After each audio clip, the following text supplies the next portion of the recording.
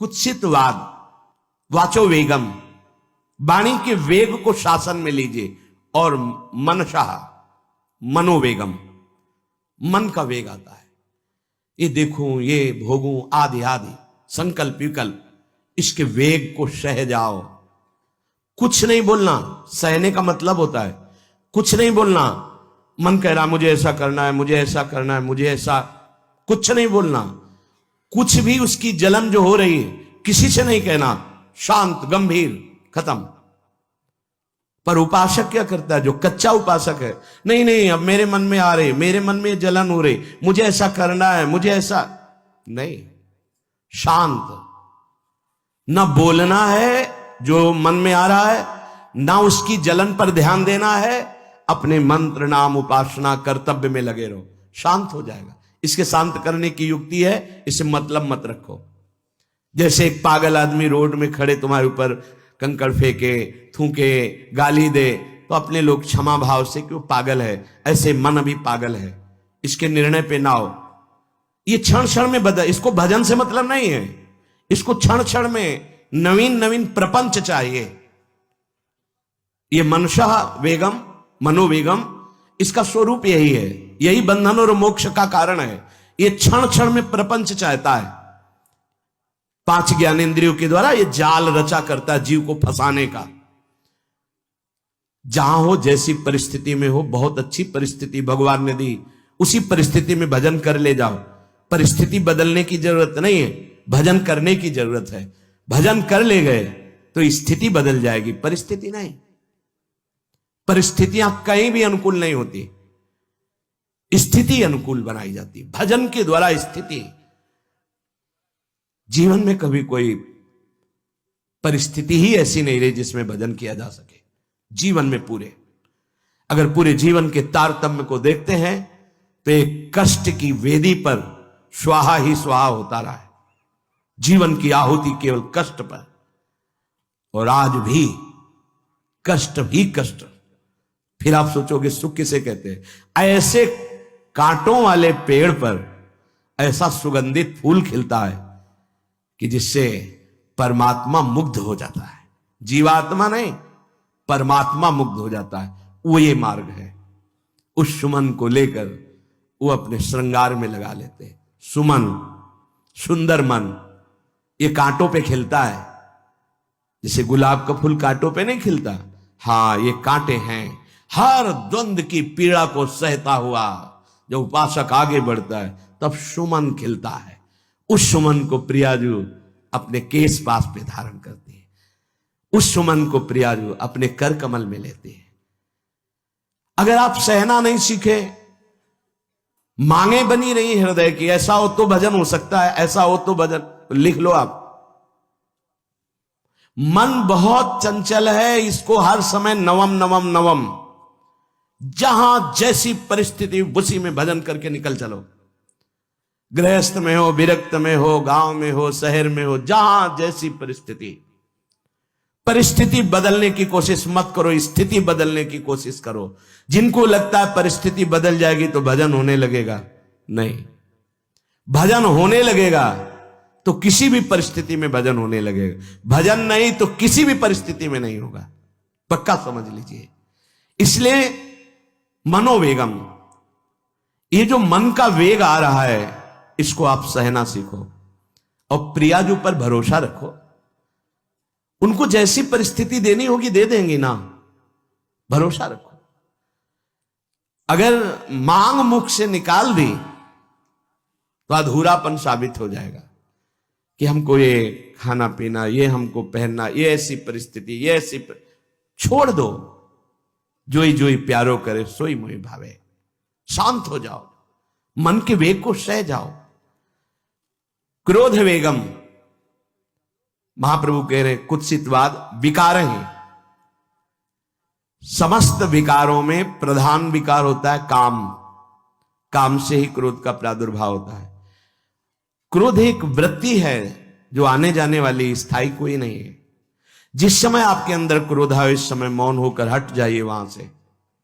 तुरंत जाकर थोड़ा ठंडा पानी पिए, प्रभु के चरणारविंद की तरफ अपनी वृत्ति को ले जाने की कोशिश कीजिए। उस व्यक्ति से चिंतन हटाइए जिससे क्रोध आ रहा है, उस व्यक्ति की उस क्रिया से चिंतन हटाइए जिससे क्रोध आ रहा है, हट जाइए। ये क्रोध का वेग अगर आता रहा तो भजन करने पर भी अनुभव नहीं हो पाएगा। एक बार अच्छे से क्रोध आ जाए, अंदर हृदय जल जाए, तो 1 महीने भजन के प्रभाव को रोक देता है पूज्य बाबा के उसमें। फिर आप अगर 12 बार साल में आ गया तो क्या अनुभव में आ गया। इसीलिए 20-20, 50-50 वर्ष हो रहे हैं, कुछ अनुभव में नहीं आ रहा। बहुत सावधान। क्रोध हमारा नाश करता है, किसी और का नहीं। हमारे भजन का, हमारे हृदय के आनंद का, हमारी वृत्ति का बड़ा हल्का स्वरूप हो जाता है क्रोधी पुरुष का। इसलिए क्रोध को सहना है, उसके वेग को सहना है। वाणी के वेग, मन के वेग और क्रोध के। अगर क्रोध के वेग को सह गए तो अगला है हिंसा का वेग। वो अपने आप सह जाओगे, क्योंकि क्रोध से ही हिंसा होती है। हिंसा का वेग, वाणी के द्वारा बहुत हिंसा होती है। ऐसे कठोर वचन बोल दिए जाते हैं जो हृदय को चुभते रहते हैं। बाहर का डंडा लगा है, पिटाई हुई तो 2-4 दिन में ठीक हो जाएगा, लेकिन हृदय में जब पिटाई की जाती है कठोर वचन के द्वारा, तो 10 साल बाद अगर दिखाई दे तो फिर ये वो बोला था, ऐसा बोला था, वो हृदय में घाव बना रहता है। वाणी का हिंसात्मक स्वरूप प्रायः क्रोधी जनों में ही पाया जाता है। अगर क्रोध वेग को सह गए तो वाणी के द्वारा हिंसा नहीं होगी, और मन के द्वारा मलिन हृदय में हिंसा का भाव होता है कि चलो हम वैष्णव में मारेंगे तो नहीं, पीटेंगे तो नहीं आपको, लेकिन भगवान तुम्हारा नाश करेंगे, भगवान बहुत जल्दी, ऐसा भाव मन में, ये भी हिंसा है। शरीर के द्वारा तो ना वाणी के द्वारा, ना मन के द्वारा, ना शरीर के द्वारा। क्यों? उसके हृदय में भगवान बैठे हैं, हमको उनको रिझाना है, हमें निर्दोष होकर भगवत प्राप्ति करनी है। ये हजारों दोषों की पंक्तियां यहां हैं। कोई कह दे हम निर्दोष हैं, हमें लगता है कि यही सबसे बड़ा दोष है। नहीं तो अंदर देखा जाए ना तो क्रम क्रम से धीरे धीरे निर्दोष हुआ जा रहा है प्रभु की कृपा से। कोई जन्म से निर्दोष नहीं होता, वो तो अवतार होते हैं भगवान के। एक पद में था, शरण जिसको ले ली हृदय से लगा, और विषय पंख से धीरे धीरे, क्रमशः विषय पंख से धीरे धीरे उसको हटाया। हित जो महाराज जी के लिए आया, हमारे हृदय को धीरे धीरे निर्विषय किया जा रहा है। और सहत सहत बाढ़े भगत ग्रहतन गुरु हितगार, इन दोनों का मिलान कर धीरे धीरे सहाते सहाते हमें निर्विषय किया जा रहा है। आचार्य चरण, इष्ट देव, गुरुदेव कर रहे हैं, हमको राजी रहना है। जैसी परिस्थिति है, जैसी भी हमें गुरुदेव रख रहे हैं, इष्ट देव रख रहे हैं, हमें राजी रहना है। इससे क्या होगा कि हमारे अंदर क्रोध नहीं आएगा, गुस्सा नहीं आएगा। नहीं, ये इतना बेईमान मन है कि इष्ट देव पे भी गुस्सा कर सकता है, ये आचार्य पे भी गुस्सा कर सकता है, ये परम कृपालु गुरुदेव पर भी गुस्सा कर सकता है। क्रोध वेग सह गए तो वाणी और मन और शरीर के द्वारा जो हिंसा का वेग है उससे बच जाएंगे। फिर कह रहे हैं उदर वेगम, उदर वेग भूख। आप लोगों को तो हमें लगता है कि इस वेग को सहना ही नहीं पड़ता। ये जो विरक्त गंगा किनारे घूमने वाले हैं, इनको ज्यादा इस वेग को सहना पड़ता था, क्योंकि प्रायः कभी ऐसे शाम के समय पहुंचना होता, जब आप गंगा किनारे नहीं रुक सकते तो आश्रम, अब वहां पूछ लिया तो पूछ लिया, नहीं पूछ लिया तो राधे श्याम पड़े। अगर कोई मंदिर मिल गया तो हम आश्रम आदि कोई खोजना ही नहीं, गांव में तो जाना ही नहीं है, क्योंकि नवीन अवस्था में कभी गांव में भिक्षा भी नहीं मांगी, आकाश वृत्ति का ही आश्रय लिया जो शास्त्र सम्मत। गांव में कभी पूरे जीवन में किसी गांव में किसी एक रात्रि किसी घर में कभी शयन नहीं। गांव के किनारे मंदिर मिला या कोई आश्रम संत जनों का, वहां भूख के वेग को जो सह जाए तो भजन में बहुत रुचि हो जाती, क्योंकि भजन से चित्त हटेगा तो भूख व्याकुल करेगी, और उसकी व्याकुलता से बचना है तो भजन में लगना पड़ेगा। और आपको सच्ची कहते हैं कि कई कई दिन भोजन न मिलने पर भी शरीर में गंगा जल के कारण कभी कमी महसूस नहीं हुई। जो दूध में पावर है उससे अधिक सामग्री गंगा जल में है। अब वो बहुत से ऐसे नगरों के समीप से गंगा मैया निकली जहां से बड़ी बड़ी फैक्ट्रियों का, तो नहीं, बहुत सुंदर गंगा जल। वो तो सुंदर है ही, था, है, रहेगा। अपने लोग बड़े बड़े ऐसे नाले ऐसे जिससे वो भाव तो है पर वस्तु तत्व तो है, पर जो दृश्य है वो अब गड़बड़ हो रहा है।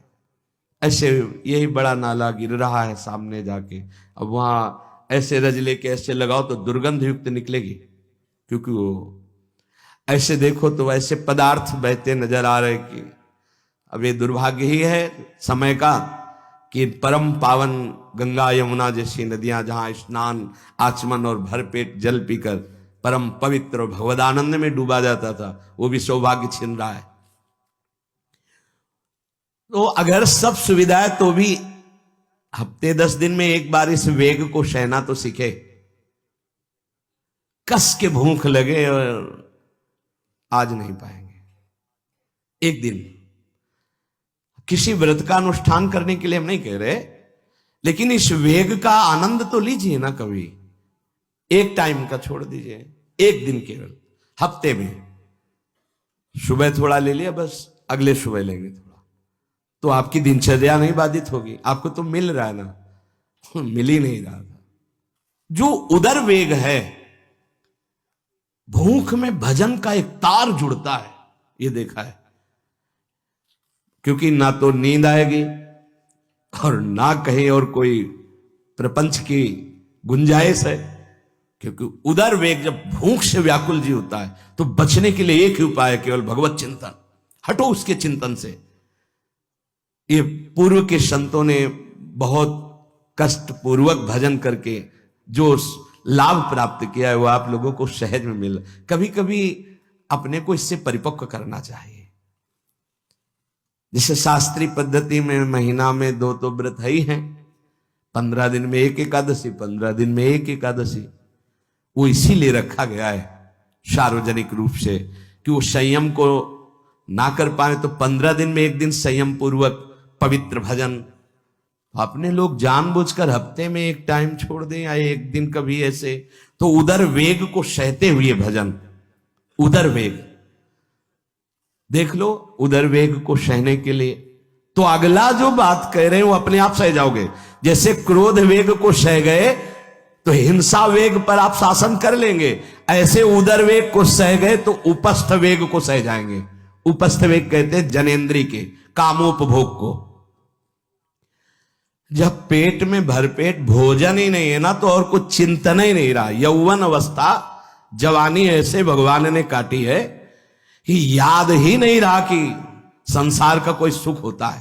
भाई एक लक्ष्य ब्रह्माकार वृत्ति कैसे कैसे तत्वबोध हो, बस कठिन से कठिन जहां वैराग्य की भूमिका वहां कूद जाना, उसी में स्थिति में आने की कोशिश करना, देह राग का त्याग करना, ये युद्ध चल रहा था।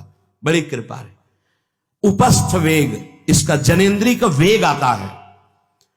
जो स्कूल में आदतें जिनकी गंदी हो गई बच्चों की, फिर आगे वो संयम में, उनको बहुत बाधा है। कई ऐसी क्रियाओं से वो जानकारियां रख लेते हैं कि जो अपना सर्वनाश करने के लिए पर्याप्त है। उपस्थ का जब वेग आए तो सहने की सामर्थ्य उसी की आएगी जो उदर वेग को सह जाता है। पक्का।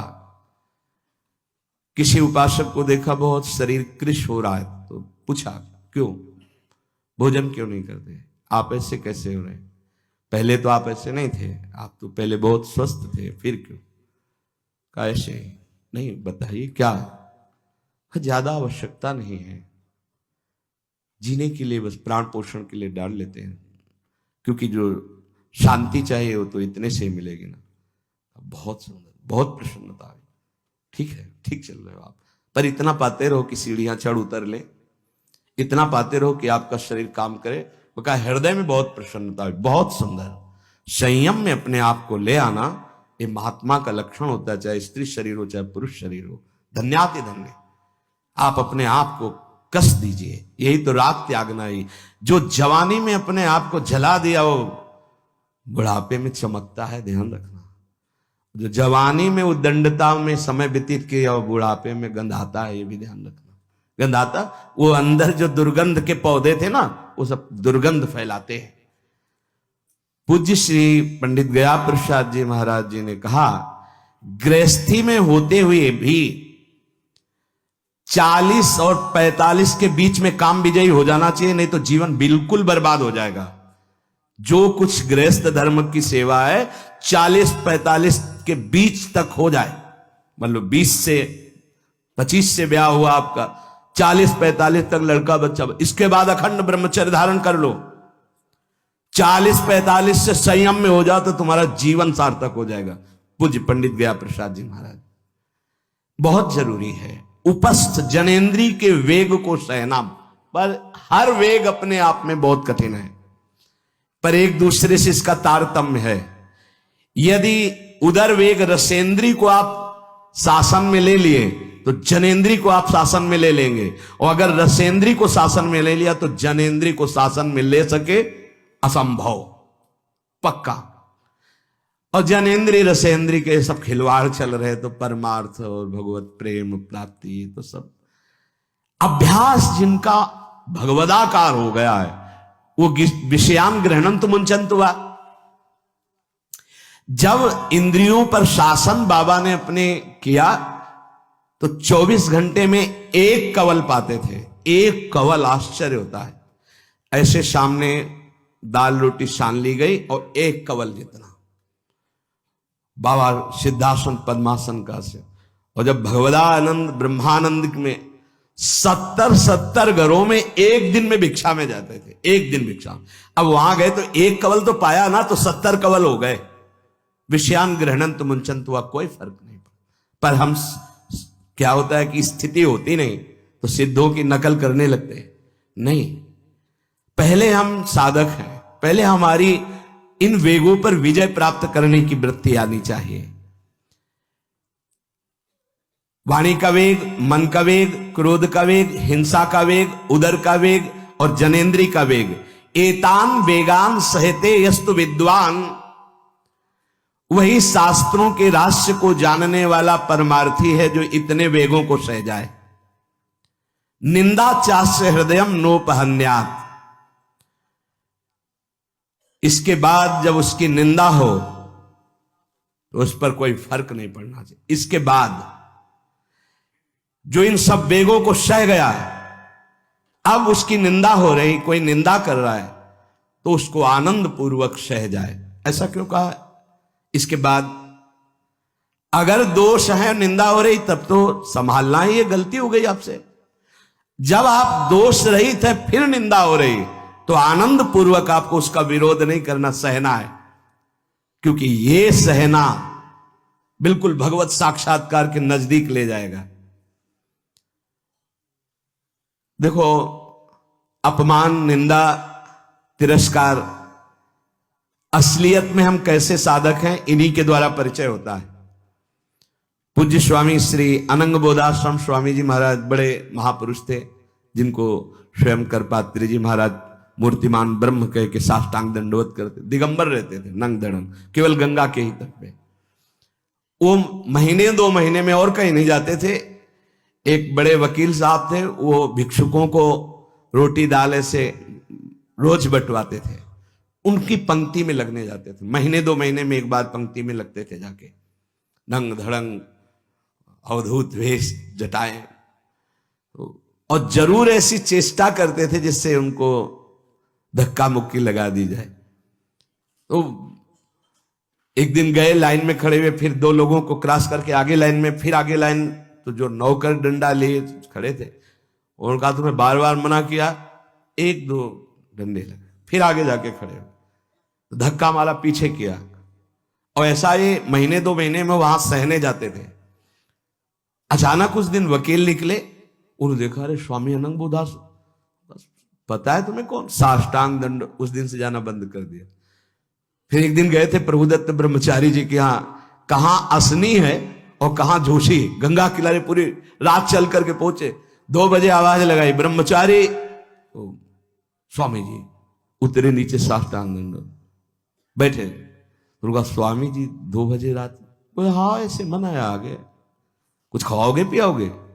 स्वामी जी, और वो भी परमहंस ब्रह्मचारी जी, बहुत संयमी महापुरुष प्रभुदत्त ब्रह्मचारी। टीन में कुछ आटा रखा तो बोले स्वामी जी कहो तो रोटी बना दे। बोले हाँ बनाओ। रोटी और नमक ऐसे पाए, जितना टीन में आटा था सब भाग, जो 2-4 किलो जो भी। तो बोले स्वामी जी आटा तो खत्म हो गया। बोले हाँ, भोजन का स्वाद तो साधु ही जानता है। फिर उठे, झूसी से असनी फिर पैदल। हे संतों की मौत, अपमान, तिरस्कार, क्षुधा, हर वेग, ये हमारी कसौटी है। परमार्थ का पथिक चाहे जिस मार्ग का हो। देखो सुदामा जी गृहस्थ मार्ग के कितने उच्च कोटि के, नरसिंह मेहता गृहस्थ मार्ग में कितने उच्च कोटि के। एक कभी तो सौभाग्य ऐसा प्रभु देते जब कोई हमारी निंदा करता है, ये सौभाग्य है, हमें सहने का सौभाग्य मिलता है। कभी तो कोई अपमान करता है जब, तो भगवान से प्रेरित होकर वो सौभाग्य मिलता है। ये साधक को उस समय चिड़चिड़ा नहीं होना चाहिए, उस समय मुस्कुराना चाहिए कि आज मेरी स्थिति का थर्मामीटर डाला जा रहा है, कैसे हो, नहीं आनंदित है। पर देख लो, प्रशंसा होगी तो चेहरा खिला हुआ गुलाब के फूल की तरह मिलेगा, और निंदा होगी तो ऐसे होगा।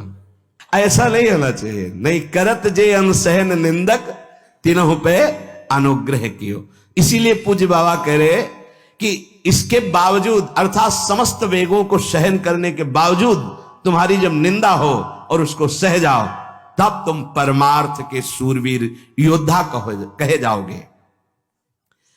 विपत्ति में सब साथ छोड़ देते हैं तो हृदय के भी साथी साथ छोड़ते हैं, ध्यान रखना। जब विपत्ति आती है तो मन भी साथ देना बंद करने लगता है, विपरीत जाने लगता है, बुद्धि भी विपरीत जाने लगती है। इसलिए जो विपत्ति में अपने धैर्य और साहस को ना खोकर अपने सिद्धांत से चलता है उसे महात्मा कहते, चाहे वो गृहस्थ हो चाहे विरक्त हो। ध्यान दीजिए, संपत्ति में, अनुकूलता में तो सब सावधान होने की कोशिश करेंगे, बड़ी कृपा है भगवान की। यहां कहने विपत्ति में सब साथ छोड़ते हैं, ये जीवन में देखा है। विपत्ति में ना तो बाहरी कोई साथ देता है और न मन साथ देता है, उस समय भजन साथ देता है, भजन।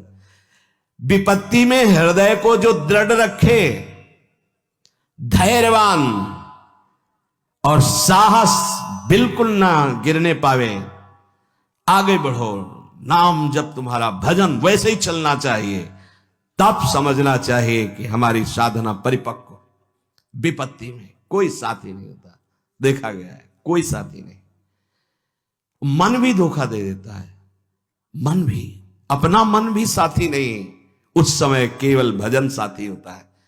तभी विपत्ति को कुंती जी ने मांगा, क्योंकि उस समय एक ही साथी होता है, हरि बस। संपत्ति में तो बहुत साथी मिल जाएंगे, अब तो साथी ही साथी हैं, जिधर देखो उधर साथी हैं। और उस समय तो जिधर देखो उधर केवल हरि है, दूसरा कोई है नहीं। ये बड़ा सुख मिलता है जब तिरस्कार और विपत्ति एक साथ होती है, तो सीधे प्रभु से फोन में बात होती, सीधे प्रभु होते हैं कि आपके सिवा को। इसीलिए बहुत प्रवीण है कुंती माता, इसीलिए कहा कि मुझे विपत्ति दीजिए जो हर कदम में आपका स्मरण कराती है। अच्छा, प्रभु जब कृपा करते हैं तो ऐसी विपत्ति देते हैं कि अंतिम श्वास तक वो बनी ही रहती है, अंतिम श्वास तक बनी रहती है। हर कदम पर जैसे गार्ड रखा जाता है ना, सावधान, यहां से ऐसे ऐसे ऐसे, हर समय विपत्ति महारानी सावधान, तुम्हारा जीवन कभी भी नष्ट हो सकता है, किसी भी क्षण नष्ट हो सकता है, इसलिए हर समय लक्ष्य पे रखो अपनी दृष्टि, प्रिया प्रीतम पे। ये कृपा होती।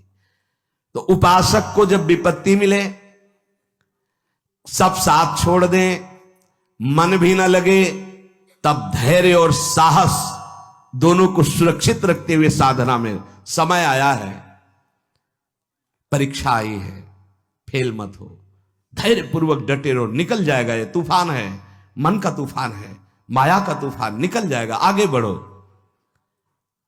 अगर भूल गए तो इससे बड़ी कोई हानि नहीं होगी, ध्यान देना। साहानिस्तन महच्छिद्रम सा चांद्र जड़ मूढ़ता यन्मुहूर्तम क्षणार्धम वा वासुदेवम न चिंतयेत।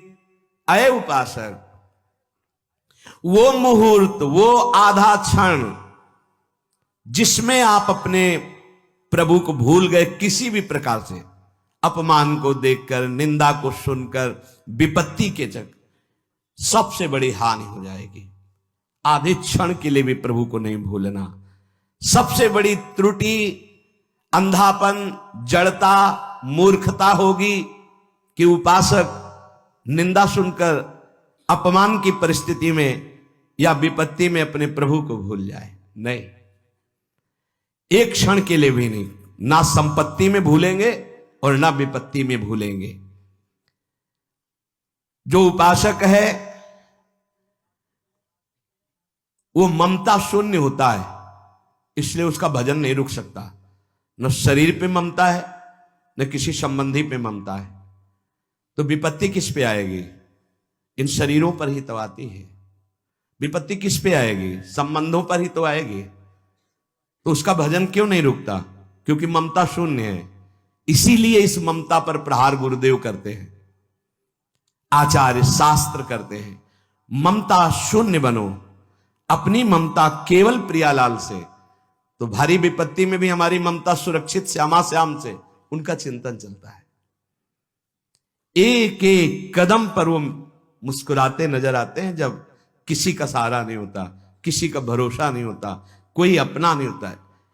ये जानबूझ करके किया जाता है, नहीं तो संसार में सबके कुछ न कुछ अपने होते हैं।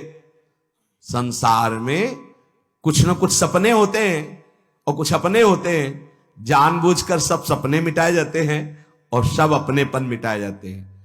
हमारा स्वप्न भी प्रभु होते, कल्पना, भावना, चाहत, गति, जो हमारे प्रभु होते हैं। हमारा अपनापन भी प्रभु से होता है। अब व्यवहार में सब अपने हैं। अब देख लो, पहले एक बार अपनापन हटाया, ममता हटाई, प्रभु के चरणों में रखी। इसके बाद अब सबसे प्रभु भाव से नाते नेह राम के मने, अब कोई फर्क नहीं। पर अभी ममता से समता में नहीं पहुंचे, इसलिए ममता हटानी है। एक बार हटाओ, अपने शरीर से, अपने संबंध से, अपने इंद्रियों के भोगों से ममता हटाकर श्री जी के चरणों में। एक अहमता ममता ये जग में है दुखदाई, ये जब श्री जी की ओर लगे तो होत परम सुखदाई। उपासक को क्यों विघ्न नहीं पड़ता भजन में? क्योंकि उसकी कहीं ममता ही नहीं होती। अब वो पधार गए, वो तो मृत्यु लोक है, जाना ही है, राधा राधा राधा। बलराम ब्रजवासी बताते हैं कि उनके बगल में एक गृहस्थ भक्त थे, तो उनका पुत्र मथुरा गया तो एक्सीडेंट से पधार गया, और उनके 4 घंटे जप का नियम था, तो 2 घंटे हुए थे, वो जप रहे थे। सूचना है कि आपके पुत्र का एक्सीडेंट हो गया और ऐसा ऐसा, तो उनका है या पधार गया? बोले पधार गया। बोले जब पधार ही गया तो आगे का कार्य आप लोग देखो, 2 घंटा रह गया, पूरा जप हो जाने पर ही हम उठेंगे। पूज्य श्री मुखिया जी महाराज जो इस समय गाते हैं, राधा वल्लभ जी इनके पिताजी, बड़े मुखिया जी का, जहां राधा वल्लभ जी के सामने हारमोनियम में ऐसे हाथ रखा और एक बार राधा वल्लभ जी को देखा, आंख बंद की, तो समाज पूरी होने के बाद ही आंख खुलेगी। इतने में सूचना है कि आपके बड़े पुत्र को अग्नि के द्वारा ऐसा, तो शरीर पूरा हो गया। तो बस राधा वल्लभ जी की तरफ देखा, आंख मूंद ली, पूरी समाज करने के बाद ही उठे। क्यों? क्योंकि ममता शून्य है। ममता युगल चरणारविंद में राधा वल्लभ लाल जी के जाने का समय निश्चित है, चला गया। अब हम श्री जी की सेवा में उसका मंगल ही होगा। ये आना बड़ा कठिन है, ममता का त्याग होना बड़ा कठिन।